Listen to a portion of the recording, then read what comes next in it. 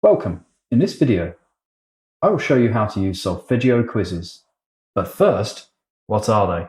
These are short 10 to 15 minute long interactive quizzes which cover topics such as notation and music careers. Worth noting that each quiz includes a practical exercise.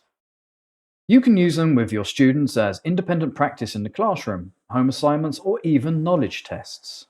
To search for quizzes, you can select a specific category, then look at the description and difficulty level, or discover more by clicking on the quiz. When clicking on it, you will find a description of the quiz and a breakdown of the topics, the approximate class length, difficulty, category, and the songs that will be used for the practical exercise. You can assign this quiz to your students via Google Classroom or by simply sending them a link. That's it. Give it a go and let me know how you got on.